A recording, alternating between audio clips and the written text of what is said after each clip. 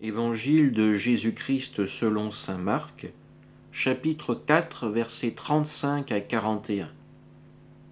Toute la journée, Jésus avait parlé à la foule. Le soir venu, Jésus dit à ses disciples : « Passons sur l'autre rive. » Quittant la foule, ils emmenèrent Jésus comme il était dans la barque, et d'autres barques l'accompagnaient. Survient une violente tempête. Les vagues se jetaient sur la barque, si bien que déjà elle se remplissait. Lui dormait sur le coussin à l'arrière. Les disciples le réveillent et lui disent : « Maître, nous sommes perdus, cela ne te fait rien ?» Réveillé, il menaça le vent et dit à la mer : « Silence, tais-toi !» Le vent tomba, il se fit un grand calme. Jésus leur dit : « Pourquoi êtes-vous si craintifs ? N'avez-vous pas encore la foi ?» Saisis d'une grande crainte, ils se disaient entre eux : « Qui est-il donc celui-ci pour que même le vent et la mer lui obéissent ?»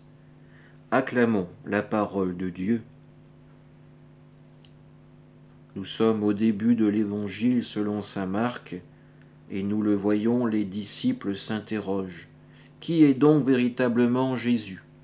Nous le voyons capable de commander au vent et à la mer. Bien sûr, quand nous lisons cet évangile, cette barque pour nous est le symbole de l'Église. Une Église qui est confrontée à la violence du monde, qui est confrontée au péché et aux ténèbres. Cette barque, elle lutte comme elle peut pour arriver à ne pas être submergée, pour continuer à se diriger vers le bon cap. Mais seule, cette barque ne peut rien. Alors les membres qui composent cette Église se tournent vers le Christ pour le prier.